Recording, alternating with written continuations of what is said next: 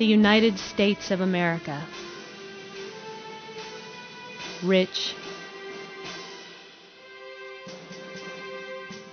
diverse, well-fed,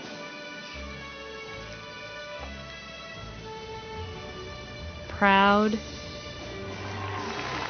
free. The United States of America. Poor, hungry, scared, oppressed.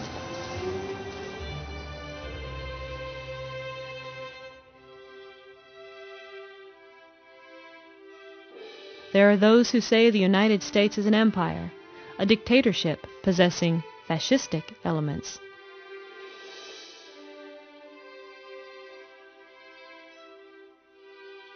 There are others who insist it's a democracy or a representative republic, the realized dream of the Founding Fathers.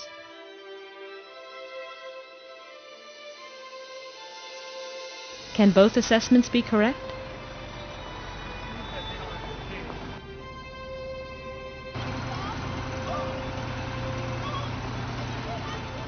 How can the nation known as the United States of America be both? How can there be two totally different views of the same thing? Is America an empire or a democracy, or somewhere in between? I traveled from one end of the country to the other exploring these questions. By train, plane, bus, and microbus.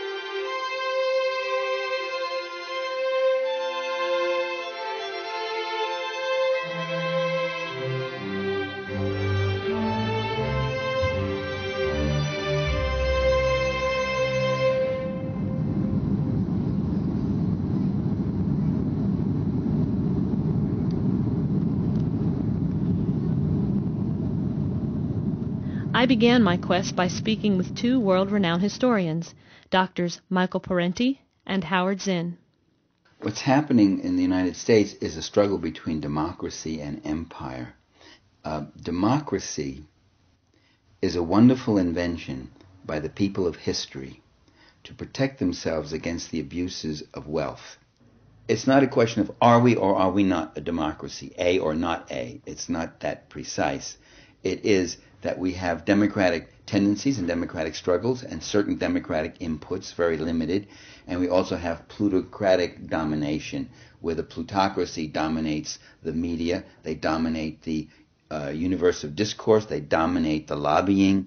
When Mussolini described fascism as a union of the state and corporate power, I think he was right. Now, it's true that you can have a union of the state and corporate power and not have something as extreme as fascism. In fact, that's what we've had in the United States. We've had a union of the government and corporate power ever since the beginning of this country. There's an element of fascism in that. Fascism is not a, well, yes or no proposition. It's very complicated. You can have a society which is partly democratic and partly fascist. I mean, You have a society in the United States where all people vote and you have a choice, sort of a choice, not much of a choice between two parties. You have a certain degree of civil liberties, and you can put out underground newspapers, or dissident newspapers, community radio stations. Yes, that's not fascism, you see. No. But, of course, there are limits to those liberties. Are there fascistic elements in U.S. society? What exactly are the limits to our liberties? After all, the United States, despite its shortcomings, is the best country in the world. And I should know. I was born in the all-American suburb of Parma, Ohio. Just 20 minutes outside Cleveland, home of the Rock and Roll Hall of Fame. And what's more American than rock and roll? Divorce. About 50% of U.S. marriages end in divorce, and at the age of 5, my parents got that all-American divorce, and we moved to the great state of Texas.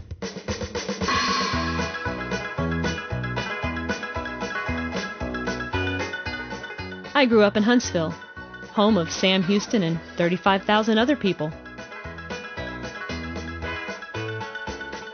We have one university, one high school, the largest statue of an American hero in the entire world, and 9, you heard me, 9 prisons.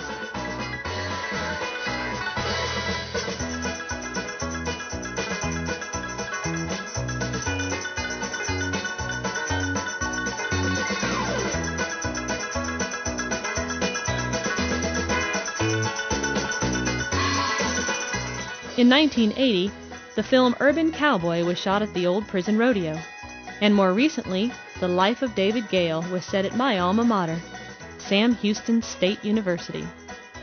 Even more interesting than movie stars, however, is my old high school. It was the first high school in the United States to get surveillance cameras, ironically enough, in 1984. Yes, this was an all-American patriotic town. In the United States, we enjoy freedom of speech, freedom of religious and self-expression, freedom to peaceably assemble. So where are the limits? What happened today was, by the mere mention of September 11, a bystander that was listening to a conversation I was having with someone else heard the term Twin Towers. I mentioned no more about that subject, but somehow they thought I was some evil person. When we came into a stop in Denver, Colorado, immediately a whole squad of policemen from the Denver police came up and immediately asked me for my identification and started to grill me about my talking to people about making bombs. I was floored. This is Winston. His crime? A philosophical discussion on an eastbound train. I caught the last bit of his police interrogation on tape. All right. For the rest of your trip, just Keep my mouth shut? keep your views. That way you can stay on the train. If there is another complaint, they'll put you off the train. You gotta follow some rules. We live in a different time now. Anything that you think might be off-key or a little touchy, you probably won't want to talk about for the rest of the trip. I'm not kicking you off. You want to make the rest of the ride, I'm talking about love and peace and don't do this kind of bad stuff. Okay, well, you're very animated when you talk. That attracts attention to you. Okay? And if you do that, if somebody gets disturbed again by your actions, Amtrak is not going to... They're just going to take you off the train. Be a damn veteran for this country, and this just doesn't matter anymore. If you're going to get upset about it, you might as well just get off the train. No, I'm Okay. I'm fine. That's... I've already instructed the conductor. Yeah. Any one altercation or anything, and if you're angry and I don't need you... No, I don't get angry. Okay, but what I'm saying is, when you leave Denver, I don't need you expressing any type of resentment or anger. I'm not going to have any... No philosophical discussions, no animation that'll attract attention to you. You understand each other? We're I learned very quick. all I we need understood to you know. the first time you said it and stuff like Well, that. we like to nail it in. I'm so just you sorry know what's that, going that And this just so whole... they're here and they understand as well as you I'm do. just sorry that everyone's this on the whole same thing page. had to happen. This is absolutely... But like can't he understand said, it. we're in different times now. We gotta be very careful about what we talk about. It's a different America, isn't it? It is. It's a very sad thing. It's unfortunate, but that's the way of life now. He told me of how they searched through all his things without a warrant. Since he's been living abroad for the past 9 years, he didn't know that with the passing of the U.S. Patriot Act, they no longer needed one. I asked him what it was like living in Europe. I say what I want when I want. I'm very outspoken. I feel I have more freedom in Europe than I have here, frankly. I certainly feel safer there. My own mother... Hi. Hello.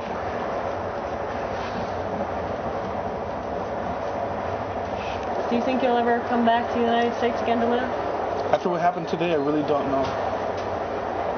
I really don't know. I really could not believe how you can talk about love, peace, harmony, and self-healing and have that misconstrued as a terrorist subject and have the police come and spend maybe 3/4 of an hour conducting an investigation.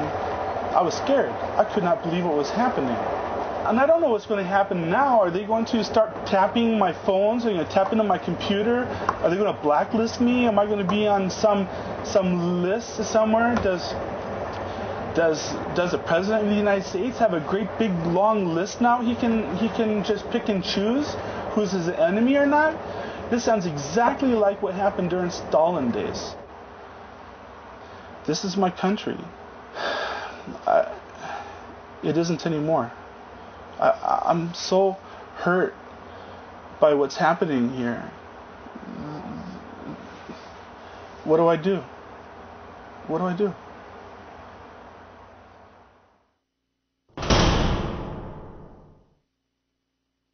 You know, I joined the Navy as a young man wanting to do something important for my country, and I served 20 years. I've gotten a number of medals, accommodations. I've even got letters of appreciation for my service in it by the senior George Bush when he was president, when I retired.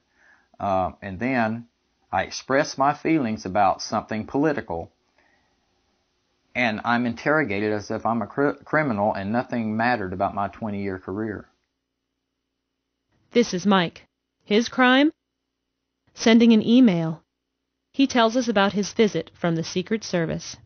I sent out some emails to some friends of mine, and 1 month later, almost to the day, I noticed some cars coming up my driveway. And they were here to see me regarding an email that they said they intercepted. And they asked me just point blank, which this really made me feel like a criminal, when they asked me if I was planning on going to Washington to shoot the president. They asked if I had any mental problems. Did I take any drugs? They wanted to know all the medications I was on, prescription or otherwise. So I obliged them, and they copied all the information down off my medical bottles, and they wanted information who was my doctor, what doctors have I seen since I retired from the Navy, and that sort of thing. I'm on a number of antiretrovirals and one antidepressant, which I've been on that for years, and it's really helped me a lot. But I don't see any problem with any of these medications concerning any of my actions. I didn't do anything wrong that I could see, and I was never offered an attorney. When they asked me a question, if I didn't have it right in front of me, I came in here and got it they wanted to know any friends I keep close contact with or relatives, like my sisters and everybody. They wanted to know their phone numbers and their addresses.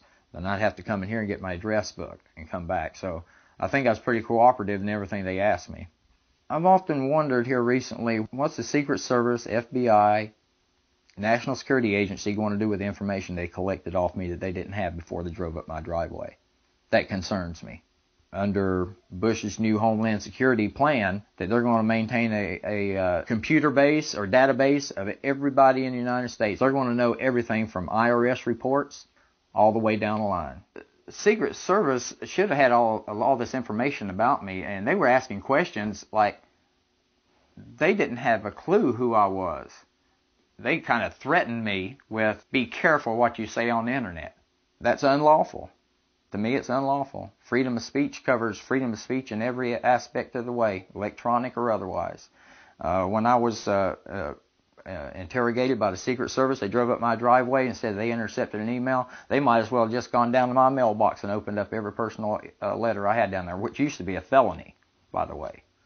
Might as well have done that. I feel like my mind had been raped. I feel like I've been bushwhacked. An analogy would be like tearing up the Constitution right in front of your face. So when they come into my home and they invade my privacy and tell me to watch what I say on the internet, and they advise me in so many words not to go to Washington, D.C., it just validated exactly everything that I said in that original email. When any government starts collecting information off private citizens, I automatically think back to Soviet Russia, because they had files on everybody in that country. And that's what I equate George Bush to right now. The government agents have a right to go into anybody's home throughout this entire country and bug devices. They can even make up reasons, as far as I'm concerned. They can make up reasons why they need to plant that device. It used to, they had to get a federal judge. They don't need that now under the Bush Patriot Act and the Homeland Security bill that was signed. They can come into anybody's home without getting a federal judge. And it's not going to change what I say. It's not going to change my political views. As a matter of fact, it's justifying them. But I'd like for America to know that we have a Constitution and we shouldn't have to fight for our freedom of speech. It should be automatically given. And I've been watching our freedoms disappear for the past 10, 15 years.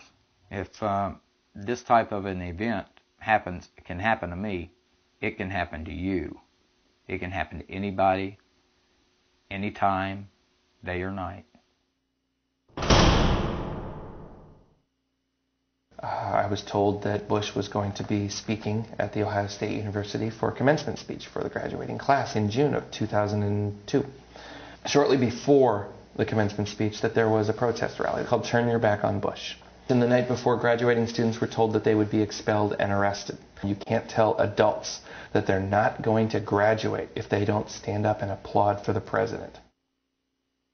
This is Jeff. His crime? Turning around while Bush was speaking. Here is his story. President of the university, Mr. Kerwin, says, "The Ohio State University has a long tradition of inviting great men and women to speak at our commencement ceremonies." And he paused. I said, "But since we couldn't get one, here's Georgie."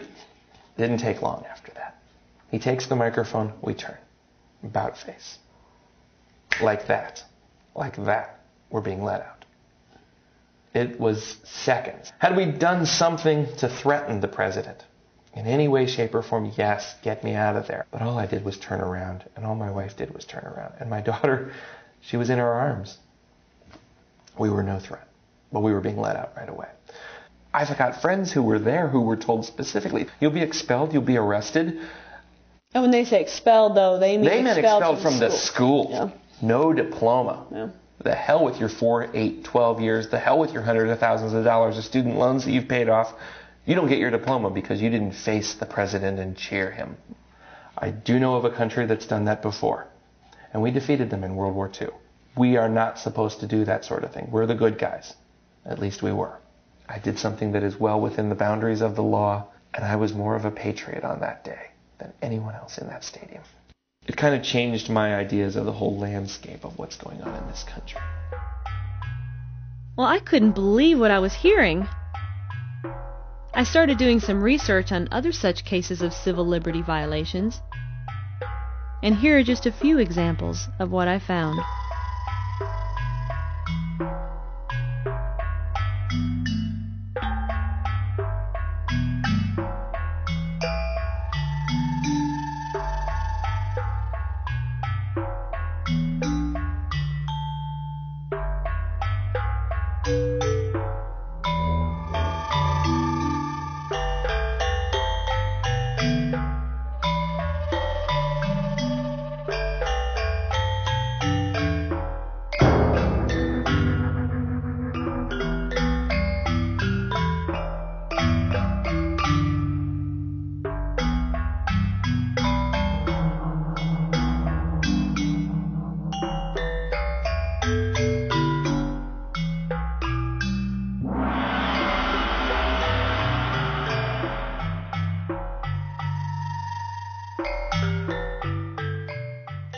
Throughout my research, I kept coming across comparisons to fascism and dictatorships.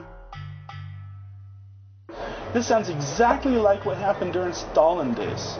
When any government starts collecting information off private citizens, I automatically think back to Soviet Russia. I do know of a country that's done that before, and we defeated them in World War II. Can the American empire be headed in the same direction as past empires? Let's take a brief look at the similarities between notorious empires in history. In each case, the leaders weren't democratically elected by a majority vote. Oftentimes, they were placed in power by the wealthy elite, or plutocracy. In each case, they waged preemptive wars, or just wars of expansion, always under the pretense of protecting their homeland. In each case, the citizenry were kept in fear of an external, elusive enemy. The governments would use this fear to undermine their civil liberties. In each case, it resulted in the shooting, gassing, or poisoning of their own people, and ultimately led to their own tragic downfall. Also in my research, I kept finding this: suggestions and flat-out accusations that the Bush administration knew or was complicit in the 9/11 attacks. The Bush administration reacted to it as if it were waiting for something to happen. The attacks were used as, first of all, as a shock mechanism to render the American public immediately pliant, immediately supportive of any military action, and they have been used as a mechanism to instill fear, great depths and levels of fear into the American public. A newspaper asked me what was my prediction for the coming year, and I predicted that Osama bin Laden would be accused of blowing up a big building in New York, and the government would use it as an excuse for curtailing all civil liberties.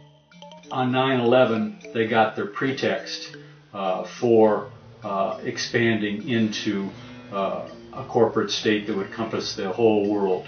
I mourn the victims of 9/11 just like anybody else does. But I questioned why it came to that. I questioned why we gave millions and millions and millions of dollars to the Taliban months before this happened. They were responding to the history of the U.S. national security state's terrorism throughout the world and repression throughout the world by attacking. They were correct in the country they picked. They were incorrect in the kind of targets and demonizing all of America as an entity. You know, those people have just learned to hate us. I mean, we do nothing to help them. We abuse them, we take their oil, and we treat them like crap, and, you know, you got what you deserve. Now, I'm not saying that it's a good thing, but it woke this country up, and now, like everything else our government does, the war on drugs, the war on terror, you always lose your civil liberties. That's the first place they go, because the only way they can stop it, or they think they can control it, is to take your rights away. And our rights are not the problem. Our foreign policy is our problem. I knew I had to go where it all began: New York City. I've been driving around New York for 3 hours. I can't even get to Manhattan. The road signs changed. The roads change, and they'll tell you where you're going. I don't even know where I am. Yes, I have a map. I don't know where I am on the map. Finally, I arrived in Manhattan. And boy, was it something.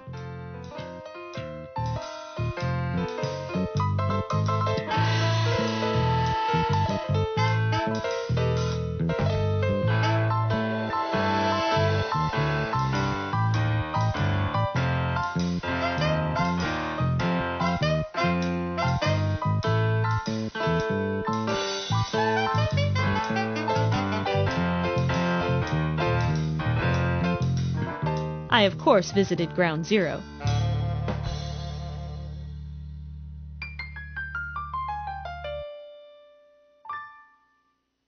There I met a man who was alive due to a twist of fate. On September 11, 2001, I took my son to school. At about 8:40, 8:45, somewhere around, my boss called me and told me a plane hit the tower. I thought it was a bad, sick joke. I yelled at him. I said, "It's a beautiful day. What are you talking about?" This is Harry Rowland. Until 9/11, he was a tour guide for the World Trade Center. From the moment I looked out and saw that North Tower smoking, I knew he was no longer joking, but it was a serious situation. And I watched, amazed and just froze in fear as I saw the second plane approach. Coming from the south, I watched this plane veer and accelerate into the World Trade Center.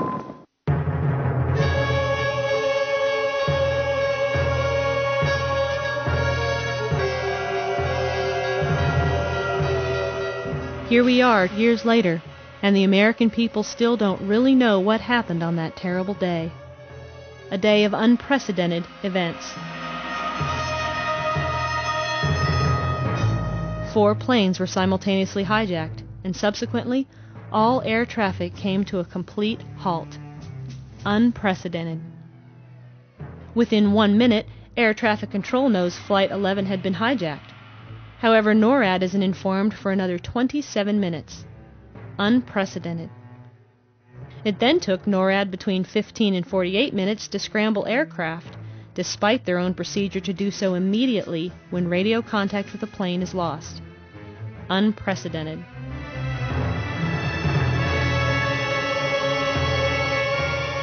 Bush knew about the first plane upon arrival at Booker Elementary. At that same time, a public announcement is broadcast inside the South Tower, saying that the building is secure and people can return to their offices.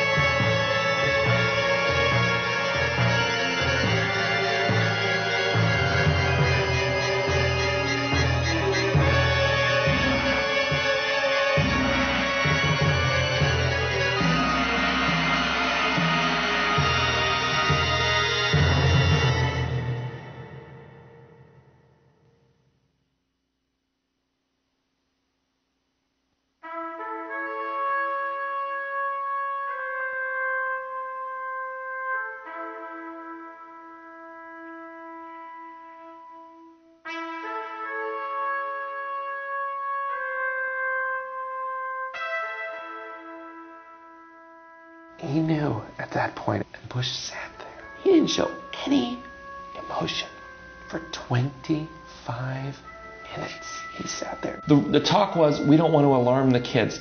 Hell, the kids were going to be alarmed within 20 minutes anyway when they found out the truth. The whole country was alarmed. Don't give me that. I don't want to scare the kids. Somebody didn't do the right thing, whether it was Bush for not getting up and moving, or whether it was his chief of staff for not saying, we've got to go, Mr. President. We've got to get something done about this. For 25 minutes, people died during those 25 minutes. You're the leader of this country. Act like it. Today, we've had a national tragedy. 2 airplanes have crashed into the World Trade Center in an apparent terrorist attack on our country. Terrorism against our nation will not stand. And now, if you join me in a moment of silence.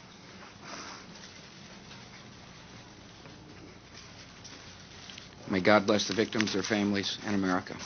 Thank you very much.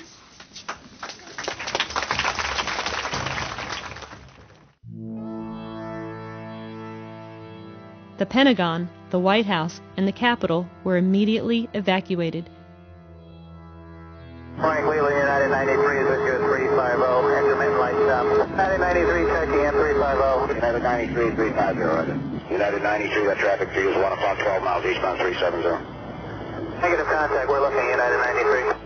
Somebody call Cleveland? United 93 verify 350. United 93 verify your flight level 350. United 93 verify your level at 350. United 93, Cleveland. United 93, Cleveland. United 93, if you're at Cleveland Center, I don't, please. United 1523, did you hear your company, did you hear some interference on the frequency here a couple minutes ago, screaming? Yes, I did, 797, and we couldn't tell what it was either. Okay. United 93, Cleveland, if you hear the center, I don't. American 1060, a ditto on the other transmission. The American 1060, you heard that also? Yes, sir, twice. Roger, we heard that also, thanks. I just wanted to confirm there wasn't some interference. Was that 956? Was that 956, go? We were just answering your call. We did hear that yelling too. Okay, thank you. Yeah, we're just trying to figure out what's going on. Okay, thank you. They got the piece of down. Keep remaining sitting. We have a ball board. So it's calling Cleveland Center, you're unreadable. Say again slowly. Sir, did you hear the transmission where the airplane that said he had a bomb on board? Say again. Was that United 93? Yeah, that transmission he said was unreasonable. It sounded like someone said they have a bomb on board. That's what we thought. We just we didn't get it clear. Is that United 93 calling? Sector 956, that aircraft we believe was transmitting at 12 o'clock, climb 5 miles, turn left heading 225. I'll get you away from him. Okay, he's climbing, so I want to keep everybody away from him. Okay, I think we got him in sight. Well, the 1989 traffic views at 11 o'clock and 15 miles southbound. 41 climbing, looks like he's turning east by heading 360. Hi, here's the captain. We'd like to order the main medium. We're overboard and going to next airport. And we have our demand, so please remain quiet. Okay, it's United 93 calling. United 93, understand there's a bomb on board, go ahead. United 956, did you understand that transmission? Okay, affirmative, he said there was a bomb on board. And that was all you got out of it also? Okay, affirmative. 93, go ahead. That aircraft you can't get a hold of, has he turned to the east now? He's just turned to the east also. United 93, you're here at Cleveland Center.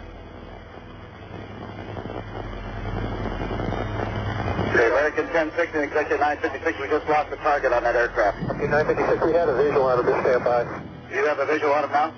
We did, but we lost him at the turn. You can make a turn back to 220 heading, let me know if you can see him. Yeah, he's still there, we got him for 956. He's still there, northwest of you, about 25 miles? Affirmative for 956. Executive 956, fighting 180. Okay, we're making a turn for 956, he appears to be heading right towards us. American 1060, do you see anybody northwest of you? Can you shoot back that far there? We're looking now, sir. United 93, Cleveland, do you still hear the center? United 93, do you still hear Cleveland? United 93, United 903, do you hear Cleveland? United 93, United 93, Cleveland. United 93, United 93, do you hear Cleveland Center? Do you see any activity on your right side, smoke or anything like that? Negative, we're searching. Yeah, we do have a smoke puff now at about, probably 2 o'clock. It appears to be just a dark cloud like a puff of black smoke.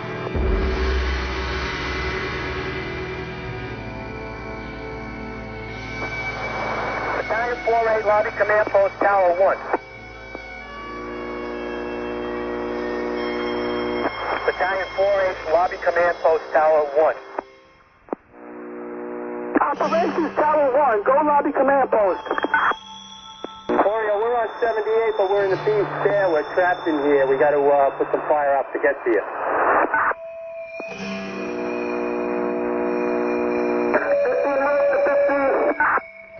Alright, 10-4, we're going to knock down some fire here in the beach there, and we'll meet up with you. You get over to the 8th there and help out Chief Palmer. 10-4, Battalion 7, Operation Tower 1, Battalion 9, I need you on the floor above 79. We have access stairs going up to 79. Okay. Battalion 15 over, Battalion 7, Operation Tower 1. Stuck in the elevator shaft. You're going to have to get a different elevator. We're chopping through the wall to get out. Radio lobby command with that. Tower 1. Battalion 7, ladder 15.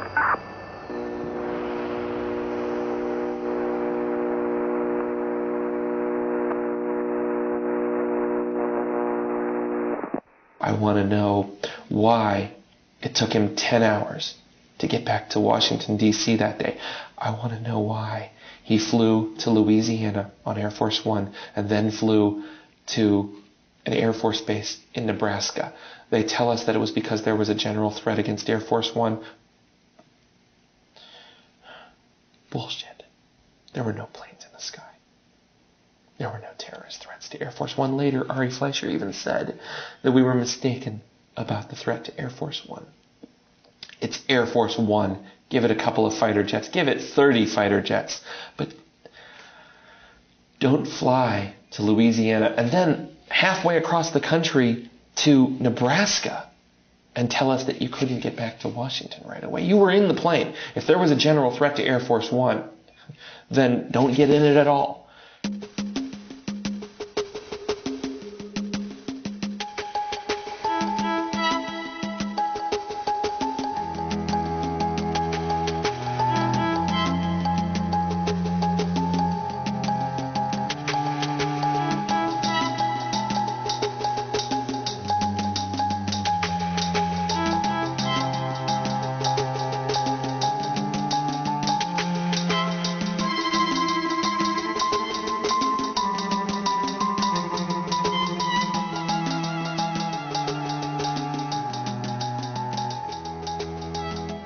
Jordan, you're not going to believe what state I was in when I heard about the terrorist attack. I was in Florida. And my chief of staff, Andy Card, well, actually I was in a classroom talking about a reading program that works. And I was sitting outside the classroom waiting to go in, and I saw an airplane hit the tower of a TV. You know, the TV was obviously on, and I used to fly myself, and I said, well, there's one terrible pilot. And it said it must have been a horrible accident. But I was whisked off there. I didn't have much time to think about it. I was sitting in the classroom, and Andy Card, my chief of staff, was sitting over here, walked in and said, a second plane has hit the tower. America's under attack.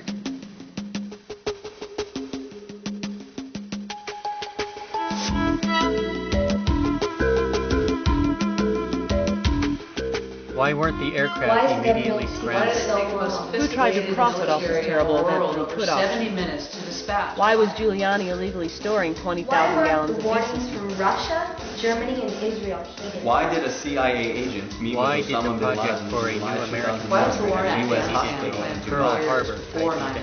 What are they trying to hide? And if I'm wrong, somebody show me some evidence to the contrary. Because until you can give me more than just media reports about what a terrible day that was and how the families all got phone calls from their loved ones who knew they were going to die that day, that's not enough for me. I had a friend who was on Flight 11. I am certainly one of the many, I think millions of people who believe that 9/11 was not what the official story would claim it was. Zbigniew Brzezinski published a book called The Grand Chessboard, which said that the United States public would need an event like Pearl Harbor to launch it into war, to overcome its resistance to imperial kind of moves. The Project for a New American Century said the same thing. It referred to Pearl Harbor in its paper of 2000. On the day of September 11th, 2001, network commentators constantly referred to Pearl Harbor. 9/11 has been the trigger for domestic repression and global fascism.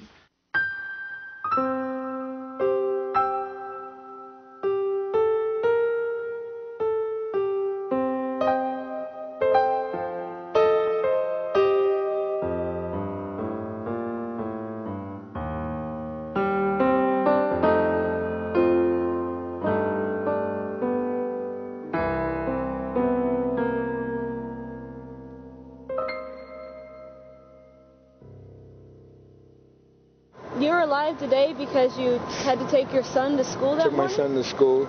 Basically, my mother said you don't even question things like that. Some things are done for a reason. This was murder. This had nothing to do with anybody's Allah, anybody's Muslim thing. This is murder.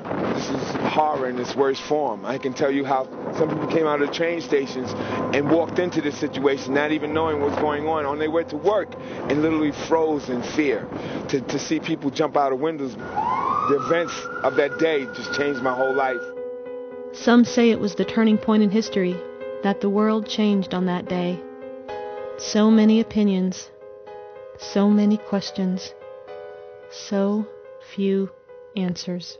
Someday, people will look back on 9/11, and sure, they will see it as, the first terrible act of terrorism committed in the United States, by some foreign group. But they may also see 9/11 as the beginning of the disintegration of the American empire. Because from 9/11 came the war on terrorism, so-called, the bombing of Afghanistan, and then now the war on Iraq, and the bloating of the American military machine and the war budget, and the deprivation of civil liberties, and I believe that it will be a victory in the short run and a defeat for the American government in the long run, and that defeat should be welcomed. We need a regime change in the United States. We need democracy. We need a government that's peaceable. We need a government that will take the enormous resources that the United States has, and instead of using it for war, use it for, human needs. For millions of people are dying in Africa. I mean, this is the remarkable thing about this war in Iraq. Here's the President of the United States drawing a line around this tiny country and saying all evil rests there, as if there are no problems elsewhere, as if there aren't millions of people going hungry, sick, 1 billion people in the world without clean water. The United States should be working on that. They shouldn't be killing, they should be helping and healing. So yes, we need a regime change in the United States. We need something that will make American people proud. You can't be proud of a military victory over Iraq. You can't be proud of spending the resources of the government for more military weapons. So I think the American empire is on its way down, and that will be a good thing one day. Every nation in every region now has a decision to make. Either you are with us or you are with the terrorists.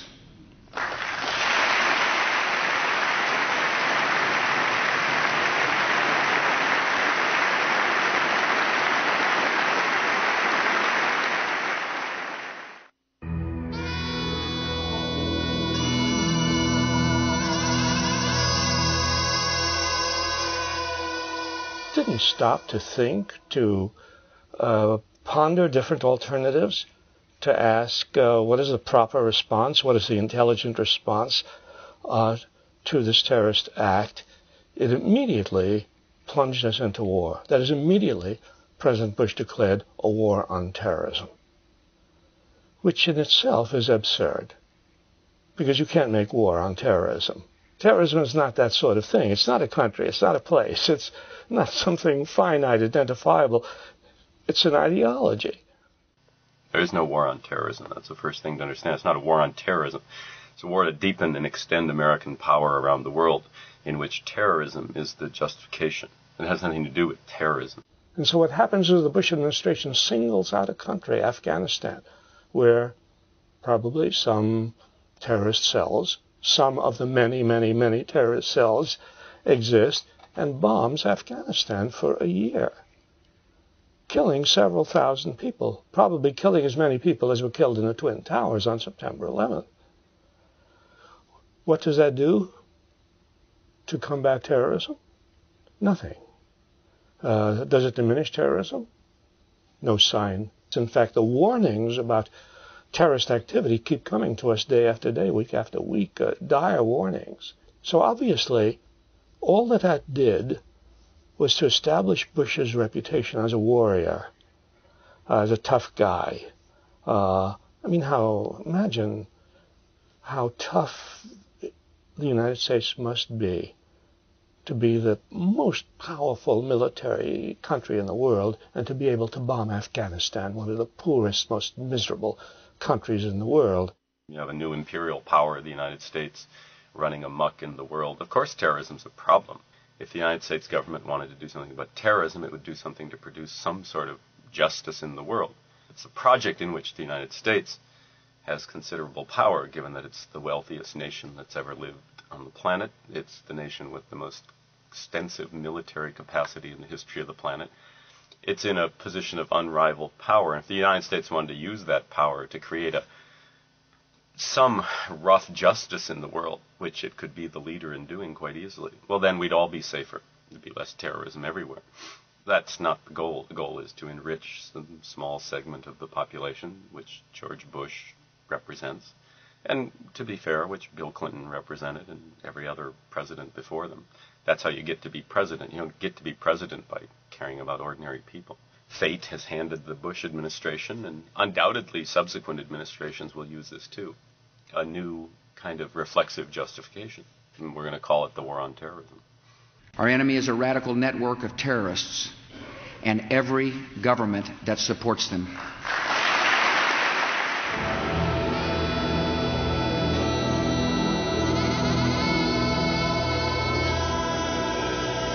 The current Bush administration is probably the worst American administration that we have had in the 20th century. By that I mean that it is the most unrestrained by public opinion, the most unrestrained by world opinion. It has the tightest little constellation of right-wing people that we have seen in government. And it seems to be absolutely determined to be at war. And Mr. Bush goes to the United Nations to tell them Iraq never complied with the UN resolution. Excuse me, Mr. President, Israel never complied with the UN resolution or didn't comply with a large number of them. Why didn't you show up to say that the UN should have backbone? After a year of bombing Afghanistan, Bush suddenly decides to turn his attention to Iraq. Now, I would say it seems obvious that having failed to accomplish anything against terrorism in Afghanistan, and perhaps worried that the American public might catch on to this, the Bush administration finds another target. This is a man who has gassed his own people, used weapons of mass destruction on his own citizens. Gassed their own people with weapons of mass destruction, gassed his own people with weapons of mass destruction. What they leave out are several other things. One is that Saddam Hussein was CIA. He was put in by the CIA. And CIA backed Saddam's right wing of the Ba'ath Party. And the Ba'ath Party went and murdered every Democrat, every progressive, every communist that was in Iraq, and then went and murdered the left wing of their own party. So they killed, tortured these people. They did all that. It's true what they say about him, that he did do these terrible things. What they leave out is that when he was doing them, he was Washington's poster boy. And they couldn't have more praise for him.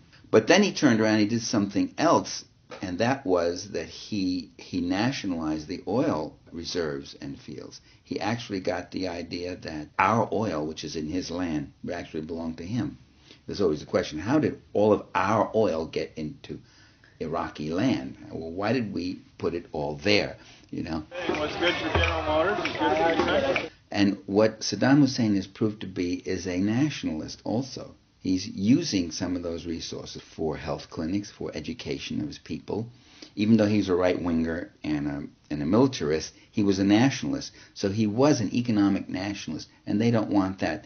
They want a real, complete comprador leader in Iraq. The goal is to get this country back into this global, multinational, corporate, free market system. The other goal, of course, is the old-fashioned colonial issue, just grabbing the oil. There's 113 billion barrels of oil there at $40 a barrel. We're talking $3-4 trillion. And Saddam Hussein is giving concessions to the Russians, Chinese, French, Italians, Brazilians, and Malaysians. Dick Cheney and George Bush and their people don't own a drop of this. Now, if they go in and take over the country, they'll take over all this, and those contracts can be suspended. That's from a previous regime. They no longer have to be honored. You see, the Bush administration is not close to the oil industry. It's not friendly to it. It is. I mean, these guys are themselves oil men. Why do you think Bush then keeps saying that we know he has weapons of mass destruction and he is an imminent threat and he has links to Al-Qaeda? And he is not a democratic leader. He's a tyrant and all these things. He's saying those things to justify the attack against Iraq. Those are the same false pretexts that were used by his father to attack. Remember this? Took incubators and left the children to die on the cold floor. Babies pulled from incubators and scattered like firewood across the floor. Everyone believed this story. But there were no babies thrown on the floor. This woman turned out to be the daughter of the Kuwaiti ambassador and coached by their PR firm to tell this story.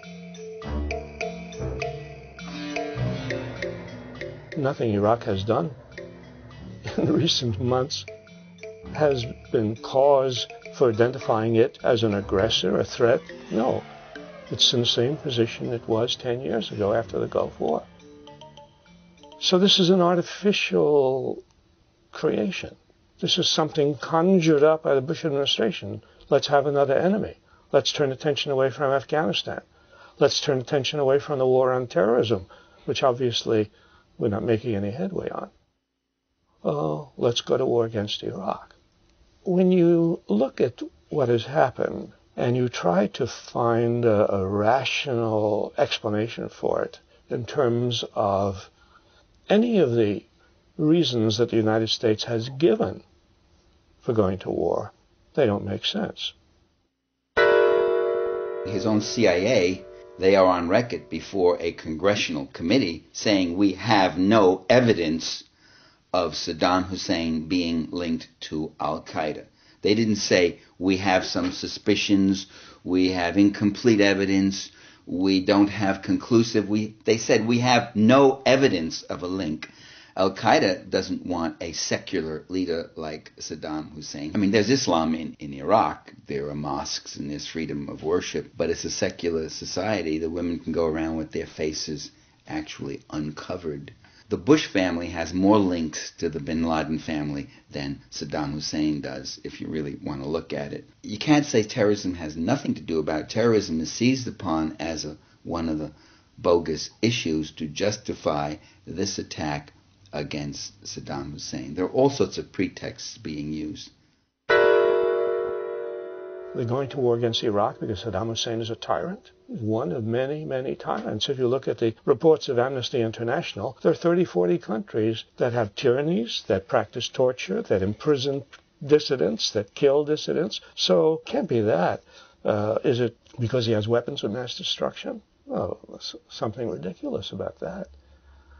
He has less weapons of mass destruction than any country that surrounds him. He may develop one nuclear weapon, they say. Israel has 200 nuclear weapons. The United States has 20,000 nuclear weapons. There are 8 nuclear countries in the world. 2 of them, India and Pakistan, almost went to nuclear war. And here's Iraq, which may develop one nuclear weapon. And they have weapons of mass destruction. We must do something. Something is obviously wrong there. Only an immense propaganda machine could persuade the American public that these reasons are sufficient to go to war. But there is an immense propaganda machine. Not only does the government have this network of propaganda mechanisms, but it has the press on its side, because the American press is playing its usual deferential role. The American press is playing the usual obsequious handmaiden to whatever the government wants to do. I mean, I just read a week or so ago in the Boston Globe, said we must praise Bush for his courage in challenging Saddam Hussein. And I thought, really? How much courage does it take for a country armed with 20,000 nuclear weapons to challenge this fifth-rate military power, which has been devastated by 2 wars and 10 years of economic sanctions? What courage! But the fact that the Boston Globe felt required to salute the courage of the president is a sign of the general obsequiousness of the press towards the leader of the United States. And so you have a combination of government control, media complicity, and you have a public that is uninformed, is not given any history, and therefore will go along, although much of the public does not go along. which indicates that common sense can trump propaganda, that truth can trump lies.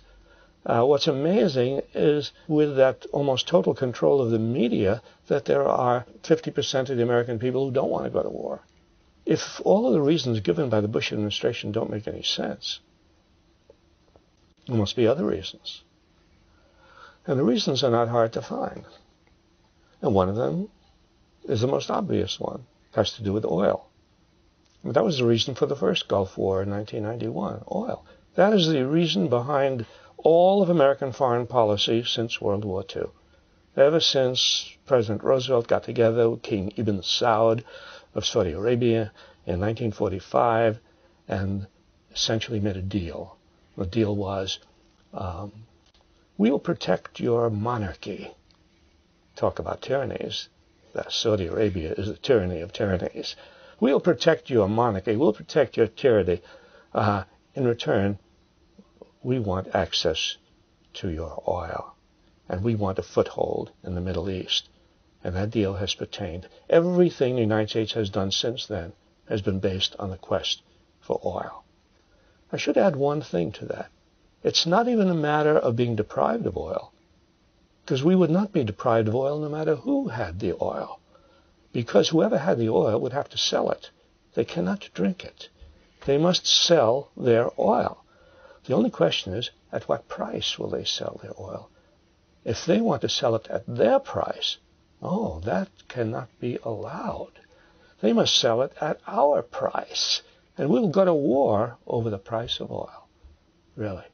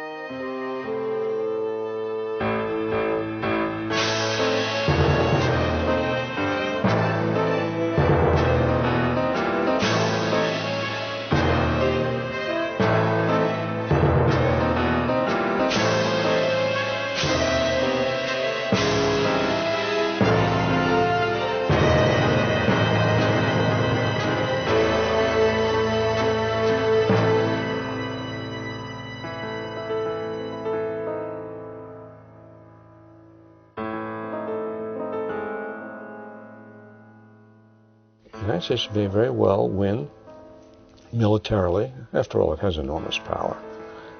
It may win militarily, even quickly, but it will sow a legacy of hatred all over the world.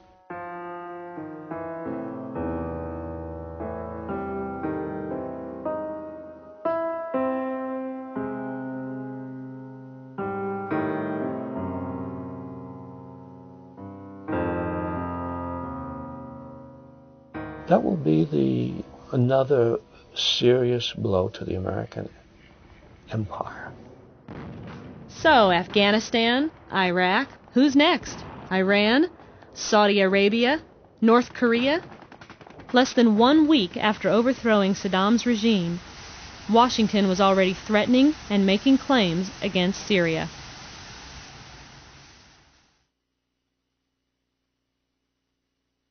But wait. First was the suggestion that Bush knew about 9/11, and then that the war with Iraq was not about freeing the Iraqi people, but about oil. Well, that would make Bush a murderer, and that can't be right. As I mentioned before, I'm from Texas. And so is the man of the new American century, George W. Bush. This is where Bush has his completely self-sustaining ranch, the place he calls home.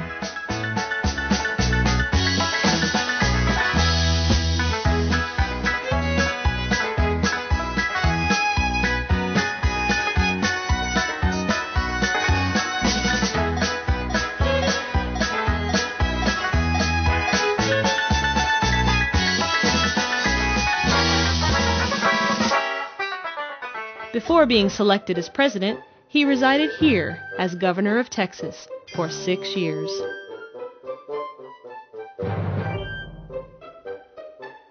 I grew up in a prison town. Huntsville is where the executions in Texas take place. And Texas is #1 in the entire U.S. of A. for death penalty executions.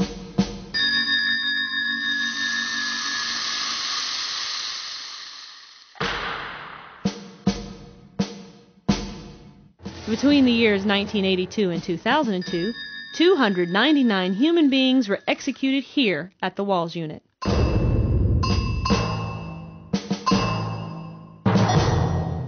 This man executed over half in just 6 years.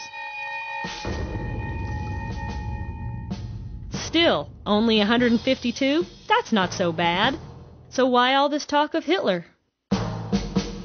The German minister who compared Bush to Hitler was forced to resign, showing the power of the United States in the world that, you mustn't criticize the American president. What a commentary on democracy. The whole idea of democracy is that you should be able to criticize government officials in whatever way you want. It's totalitarian states that require obedience to authority, that require deference to the leader. And we've been moving towards that point in the United States where you mustn't criticize the President of the United States. That's a very serious move away from democracy and towards a police state. Well, George Bush is like Hitler because there is a question of a larger hegemony, you know? You understand? Absolutely. Yeah, to expand as much as possible. There's no validity to saying that G.W. Bush as a person is anything like Adolf Hitler.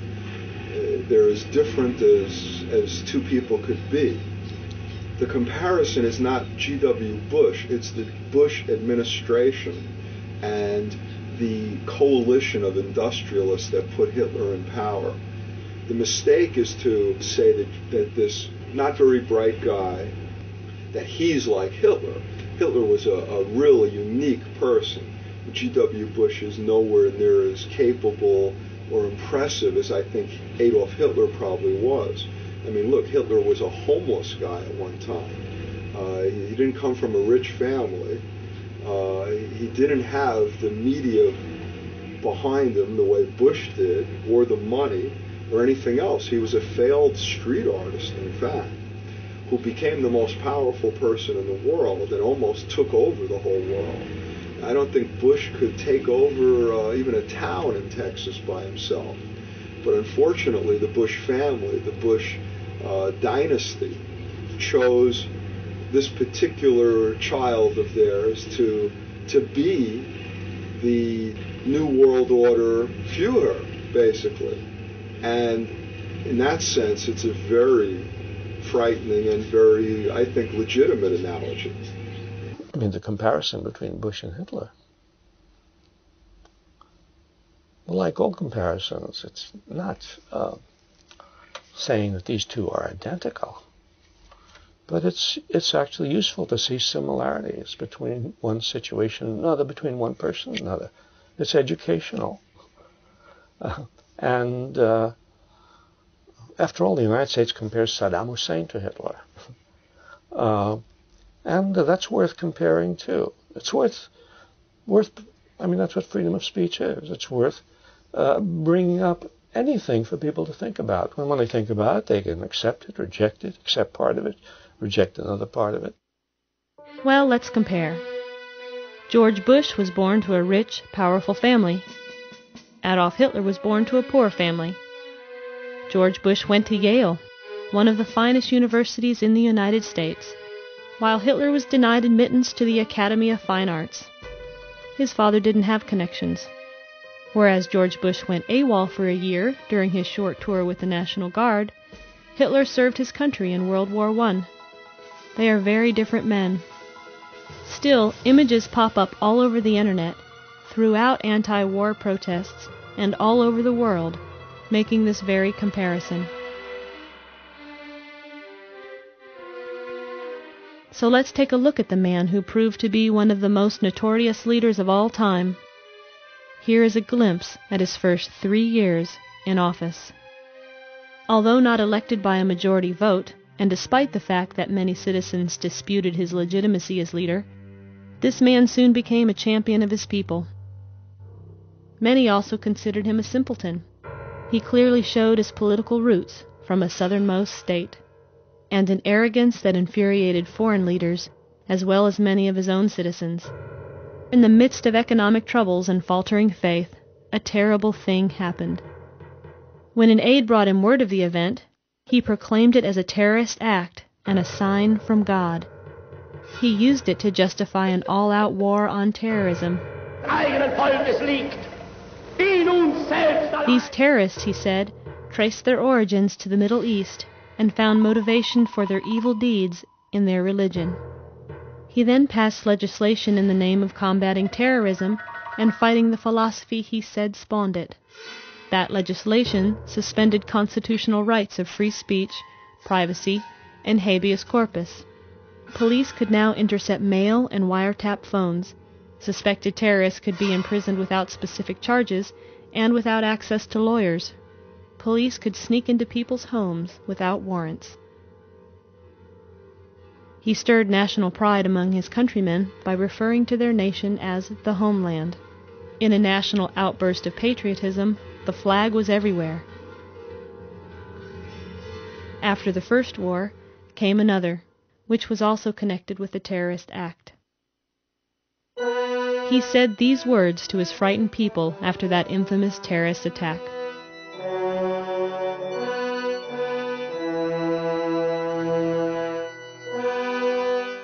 He used that speech to introduce his creation of the Gestapo, and the rest, as they say, is history. Your enemy is not surrounding your country. Your enemy is ruling your country.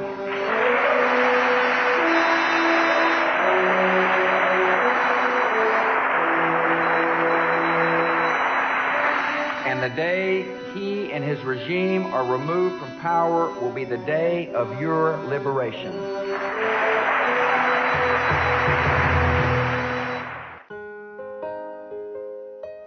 A philosophy or system of government that advocates or exercises the dictatorship of the extreme right, typically through the merging of state and business leadership together with an ideology of belligerent nationalism. There's no simple dichotomy, oh, here's fascism and here's democracy. And certainly the union of corporate power and the government, which, as Mussolini said, is fascism, is a strong move towards fascism. And we should recognize it as such. Now, Lenin's statement about fascism is capitalism dying, probably true. And it's true because fascism carries capitalism to its ultimate. It carries the union of corporate power and government power to its extreme, and it destroys civil liberties. And when you get to that point, you are reaching the end of the rope. I spoke with Michael Ruppert, publisher of From the Wilderness, about his new book, Crossing the Rubicon, America's Descent into Fascism at the End of the Age of Oil. Now, fascism, to describe the United States of America, that seems a little extreme, I think, for like the majority of the public. How do you see it turning fascistic? Well, it's absolutely accurate, number one. I mean, throughout the 20s and 30s, when fascism was in vogue before the horrors of World War II, the terms fascism and corporatism were used interchangeably. It represented the merger of the state and corporate power, and that was openly discussed. Mussolini said it. It's extremely interesting that in his State of the Union address in January of 2003, George W. Bush quote, he referred to the evils of the last century as Hitlerism, communism, and militarism. He couldn't bring himself to say the word fascist because he is one. I also spoke with author Don Paul and asked if he really thought the U.S. was moving towards fascism. I think that the Bush administration is following the designs of its family over several generations in perpetrating a corporate state to the max and trying to basically institute a global empire. It's an exact factual line in terms of the Bush family's support of fascistic philosophy or government going back at least to George W. Bush's grandfather, Prescott Bush, who was one of the main financiers of Adolf Hitler's Nazi Party through the Union Banking Corporation. He was a Republican, his partner a Democrat, W. Abel Harriman, and he both funded and employed slave labor at Auschwitz even after the United States had entered the war after Pearl Harbor. They didn't decease from that, Prescott Bush and Abel Harriman, until they were forced to by the Trading with the Enemy Act in 1942. Prescott Bush was a major supporter of the Nazi regime through Brown Brothers Harriman, representing Standard Oil, DuPont, major American investment houses, funneling money to IG Farben, the Hamburg Steamship Line, Thyssen Steel Trust, and all of that.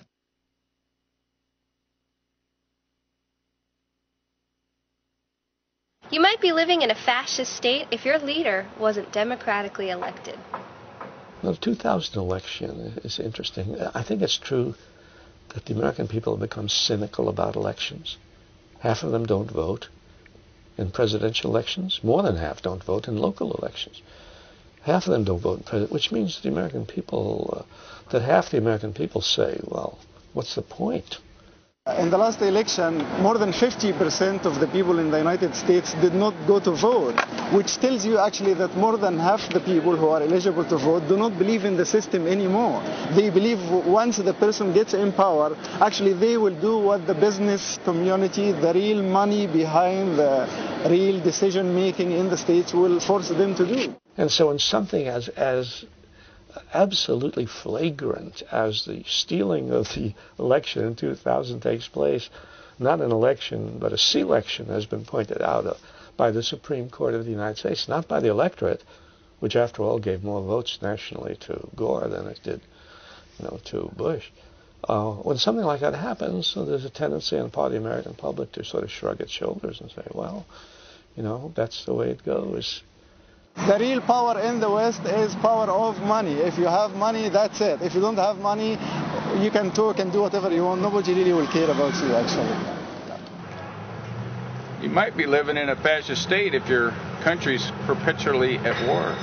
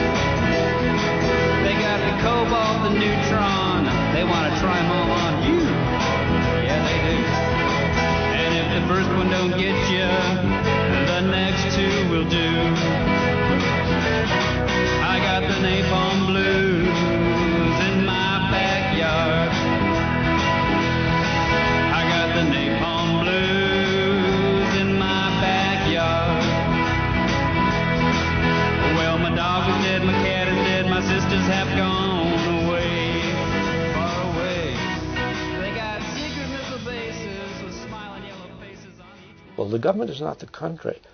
Very often you hear them interview young men going off to war, and they say, well, I feel I must fight for my country. They're not fighting for their country. They're fighting for the government. They're fighting for the political leaders. They're fighting for the corporations that will make money from the war. During the Vietnam War, there was a famous poster. It said, "War is good for business. Invest your son." Chilling, but true. You might be living in a fascist state if your civil liberties are being taken away because of an external enemy. Danger to the facility. Do not be persuaded by strangers or individuals you do not know well to take articles aboard your flight. You are also reminded that any inappropriate remarks or jokes concerning security may result in your arrest. We appreciate your cooperation while these measures are in effect. I think that's silly. That is very silly. For real, that's silly. That is very silly. Just arresting people just because of comments that are made, nah, that's un-American. I think that's like infringing on some of our civil rights and whatnot, basically. Because, I mean, like, it's supposed to be America, or isn't that what we're going to war for, freedom, yada, yada, yada, and so on, and they're talking about arresting people for that? Nah, that's not cool whatsoever. The Homeland Security Bill and the Patriot Act basically allow the government to deem whomever it chooses as a threat and to imprison that person. Because of my experience, I want everybody in the world to know what's going on in this country. Do not be afraid to voice your opinions about anything political. You're allowed to do that under the Constitution. You're allowed to send emails, private letters, telephone calls. But see, the President of the United States now wants to take all that away. They want to start monitoring every phone conversation, every email that crosses the country. And don't stop doing it. And when you get tired of it, or if you're tired of it already, write your congressman and let them know. Flood them with millions of letters. You might be living in a fascist state if your public servants gas, shoot, or poison their own people.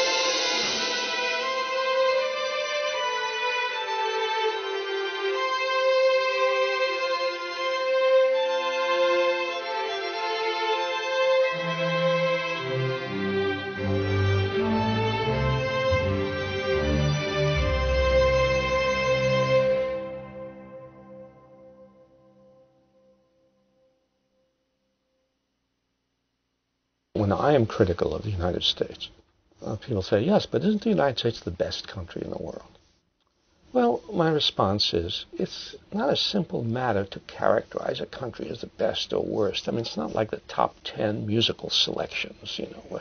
I mean, there are obvious ways in which the United States is superior to many places in the world. And we have more civil liberties, even with the attacks on our civil liberties. We have more civil liberties than a lot of places in the world.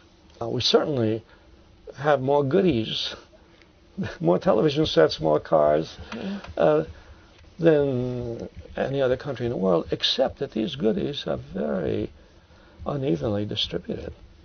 And, you know, it's very easy to simply look at the United States as a country of middle-class people enjoying prosperity and so on and forget that there are 40 million poor people in this country.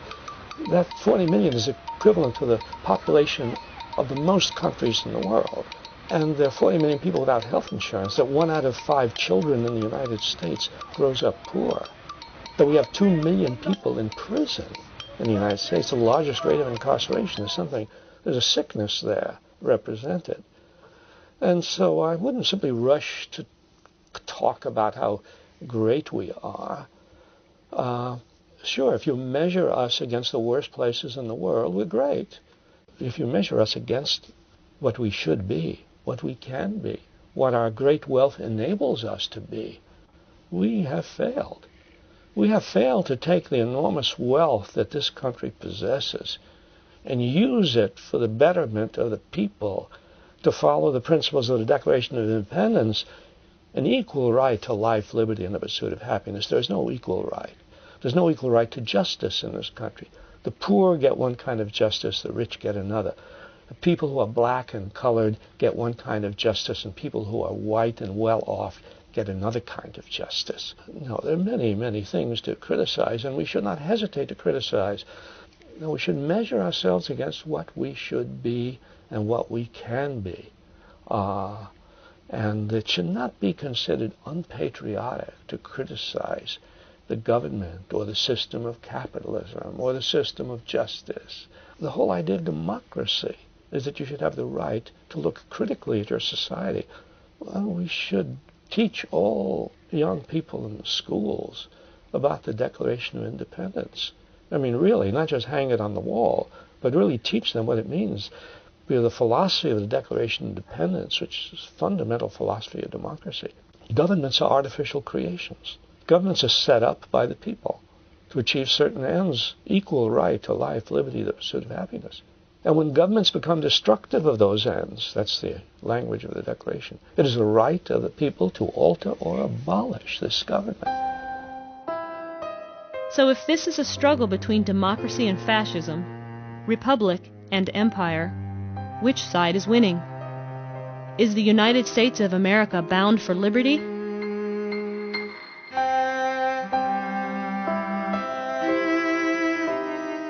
Or do we just have liberty bound? Until then, we remain the land of the free and the home of the brave.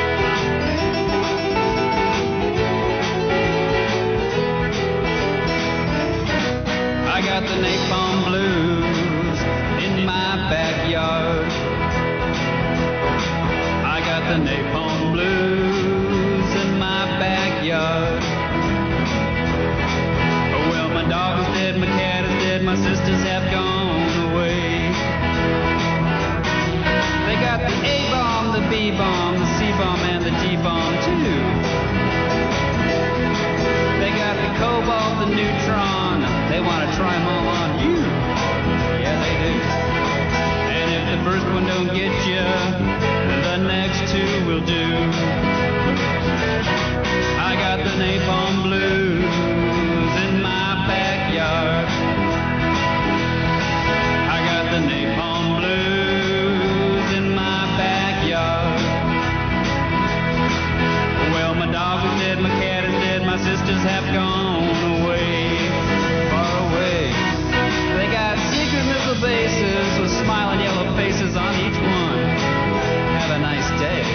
They got submarines to hide with a missile called Poseidon. Ain't no fun, not at all. And if you really feel like dying, they got the trident too. Chew on that